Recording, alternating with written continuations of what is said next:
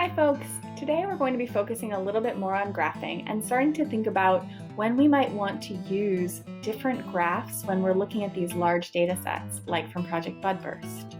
So last class we took a lot of time to explore scatter plots, and today we're going to introduce bar graphs. But when might we want to use each of these and why?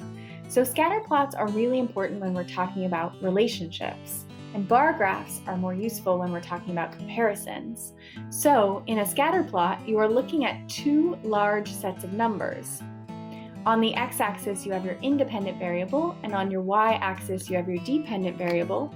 And using a program, say like Google Spreadsheets or Excel or any number of other programs, you're plotting all of the values that are given and looking for a trend. You can help yourself while you're looking for a trend by calculating something called the line of best fit, or a trend line, and then looking at the R-squared value, which tells you how well this line fits the given data.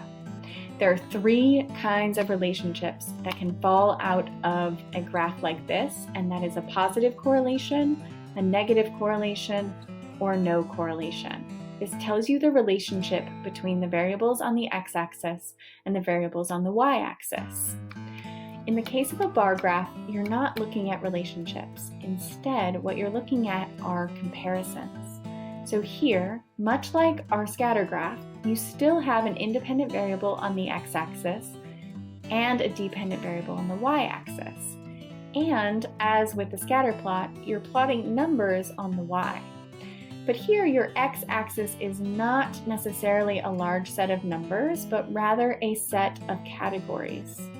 So this could be anything, but given our Budburst data, some of the likely categories are a species of tree or a different environment that a plant might live in, like urban or rural, or even trees of a particular age that could be grouped together into different categories.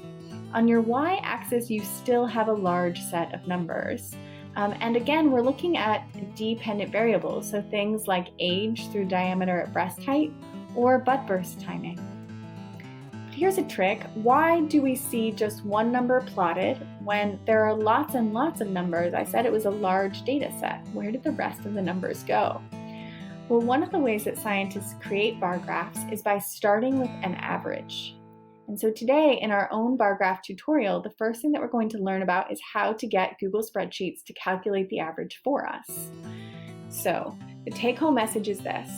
There are two major types of graphs that we're going to see in these science papers. One are scatter plots, and the second are bar graphs. And these are useful for different kinds of questions. A scatter plot might be useful to say whether or not a tree bursts early in the north versus the south, but a bar graph would be more important if we are looking at the budburst timing between multiple species of trees. Okay, that's all you need to know. Go ahead and move on to the bar graph tutorial.